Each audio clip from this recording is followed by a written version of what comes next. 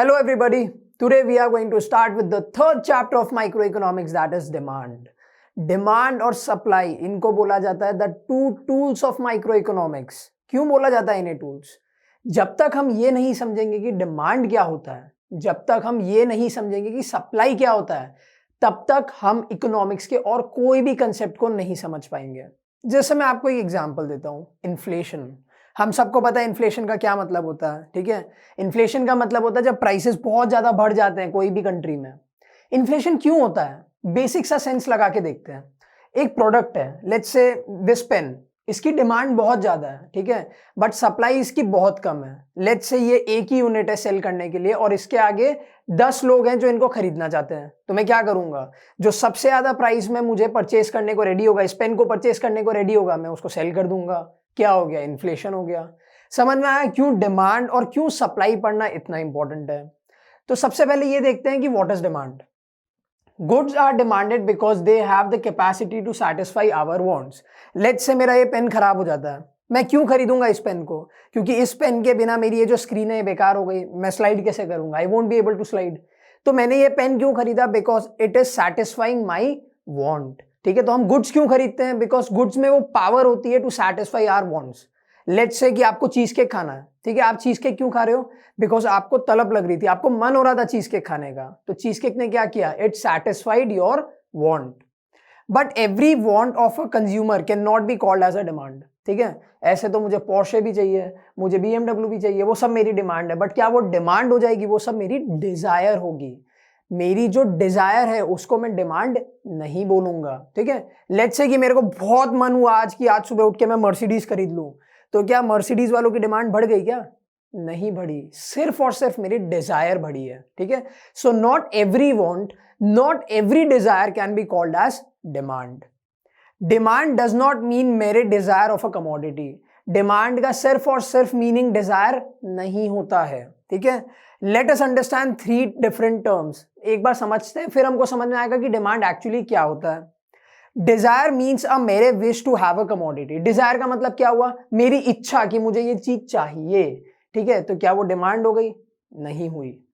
Want is that desire which is backed by the ability and willingness to satisfy it. अब देखो, desire और want भी दोनों अलग अलग चीज है. जरूरी नहीं है कि मुझे जो चीज चाहिए मुझे उस चीज की डिजायर है. लेट्स से दवाई है, ठीक है, I want a medicine but I don't desire to eat a medicine. ठीक है, होंगे कुछ लोग ऐसे जिनको दवाइयां मीठी लगती होगी, मुझे नहीं लगती.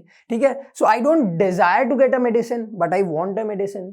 ठीक है, and demand is an extension to want. अब डिमांड क्या होता है, डिमांड ना ही डिजायर है ना ही वांट है. Demand is something more than want, वो हम आगे पढ़ेंगे.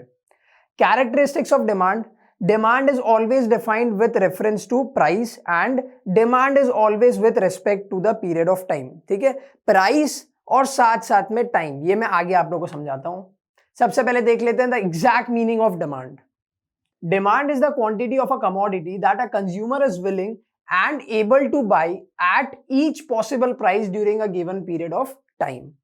Let's say कि आप समझते कि डिमांड का मीनिंग क्या होता है. मुझे एक BMW चाहिए, ये तो क्या हो गया, I am willing two by. अब लेट्स से मैंने मेरा बैंक अकाउंट ओपन किया और मैंने देखा अरे वाह उसमें उतने रुपए भी हैं कि मैं BMW खरीद सकता हूं, then I am able to buy. तो डिमांड के 2 बेसिक कैरेक्टरिस्टिक्स हो गए, willingness to buy and ability to buy. Let's say कि मैं बात करता हूं एक बेगर की, एक भिखारी की बात करता हूं. ठीक है, उसको खाना खाना ये उसकी डिजायर है.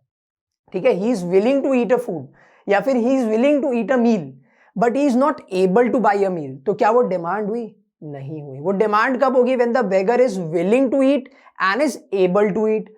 कब, at all possible prices at a given period of time. ठीक है, यानी कि मैं जहां पे भी खाना खाना चाहूं बट अभी के अभी. ऐसा नहीं कि मुझे BMW खरीदना है, मेरी विलिंगनेस आज है और मैं 10 साल बाद में मेरे अकाउंट में उतने पैसे आ रहे तो वो डिमांड हुई, नहीं. डिमांड कब होगी, मुझे अभी खरीदना है, मेरे पास में अभी के अभी उतने पैसे हैं कि अभी के अभी जो BMW की प्राइस चल रही है उस पर मैं BMW खरीद लूं, तो दैट इज डिमांड. तो देयर आर 4 बेसिक थिंग्स जो हम बात करते हैं जब भी हम डिफाइन करते हैं डिमांड को. Ability to by, willingness to buy at given period of time at all possible prices. See, the definition of demand highlights 4 essential elements of demand. Quantity of the commodity, willingness to buy, price of the commodity and period of time. ठीक है, मैं कितना खरीदना चाहता हूं, मैं कितना खरीद सकता हूं और कितना खरीदना चाहता हूं। प्राइस ऑफ द कमोडिटी मतलब क्या प्राइस पे मैं खरीद सकता हूं, and period of time that means अभी, कल, परसों, कब।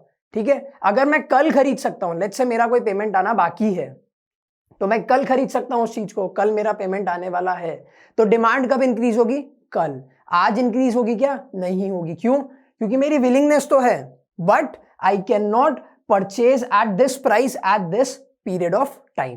तो what are the 4 basic things, quantity of the commodity, willingness and ability to buy, price of the commodity and given period of time.